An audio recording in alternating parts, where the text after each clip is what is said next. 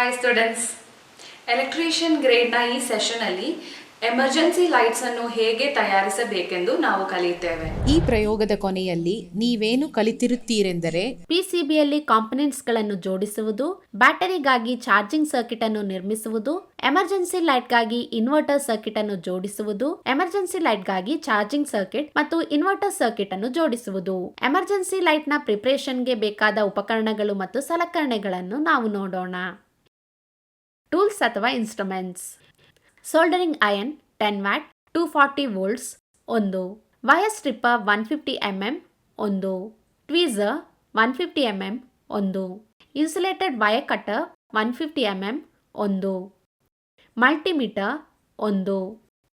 ಸಾಮಗ್ರಿಗಳು: step down transformer centre tap 240 by 7.50 7.5 volts 2 ampere 1, rectifier diode in 5402 3, lead acid battery 6 volt 10 Ah maintenance free type 1, toggle switch 2 ampere 240 volts SPST single pole single throw 1, toggle switch 2 ampere 240 DPST double pole single throw 1, relay 6 volt DC 5 amp with 1 NO ಮತ್ತು 1 NC 1, LED 5 mm green 1, resistance 1K 1/4 watts 1, resistance 2.2K 5 watts 2,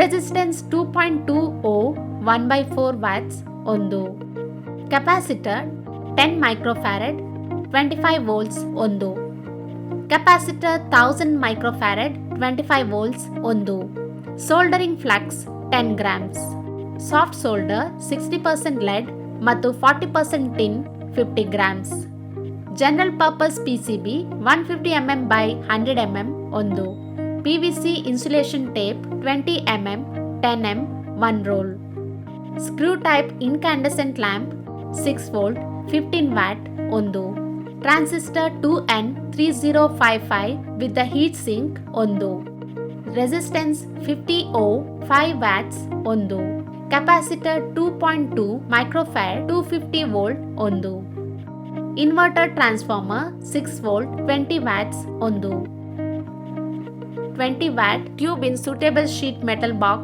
1 set, silicone grease 5 grams. Emergency light ನ preparations ನಾವು ನೋಡೋಣ.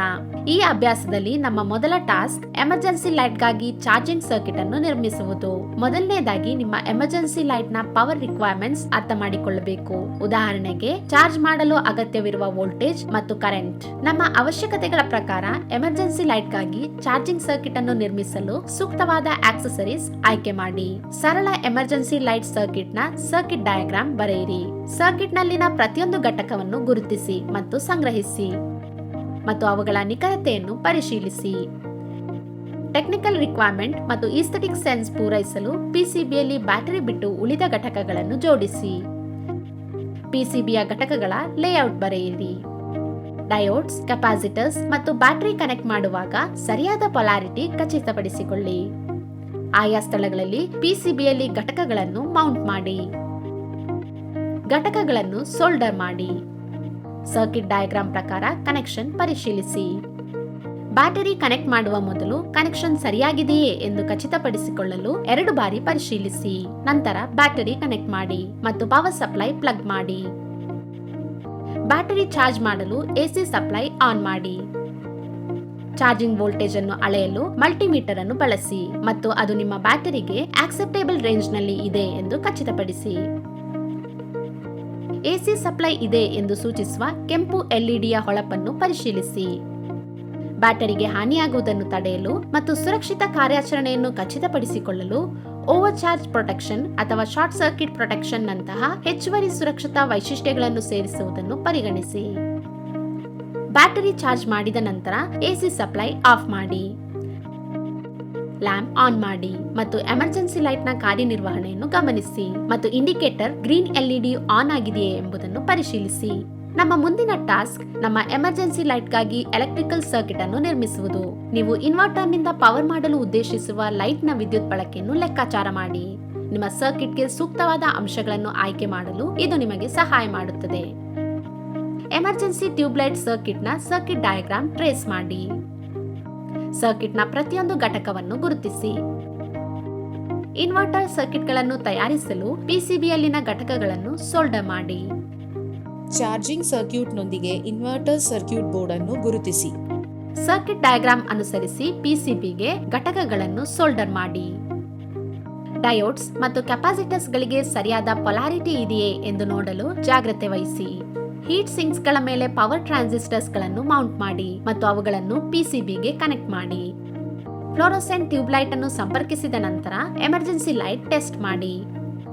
Charging unit, inverter ಮತ್ತು fluorescent tube ಅನ್ನು ಸರಿಯಾಗಿ box ಅಥವಾ ಕೇಸ್ನಲ್ಲಿ ಶಾಶ್ವತವಾಗಿ ಫಿಕ್ಸ್ ಮಾಡಿ. ಎಲ್ಇಡಿ ರೆಡ್ ಮತ್ತು ಗ್ರೀನ್ ಇಂಡಿಕೇಟರ್ ಸರಿಯಾಗಿ ಕಾರ್ಯನಿರ್ವಹಿಸುತ್ತಿದೆಯೇ ಎಂದು ಪರಿಶೀಲಿಸಿ. ಸರ್ಕಿಟ್ ಅನ್ನು ಪವರ್ ಅಪ್ ಮಾಡಿ ಮತ್ತು ಅದರ ಕಾರ್ಯವನ್ನು ಪರೀಕ್ಷಿಸಿ.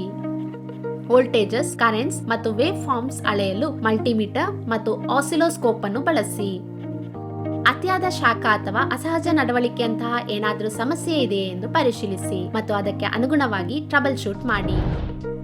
ನಾವೀಗ ಈ ಪಾಠದಲ್ಲಿ ಕಲಿತ ವಿಷಯಗಳನ್ನು ಪುನಃ ನೋಡೋಣ.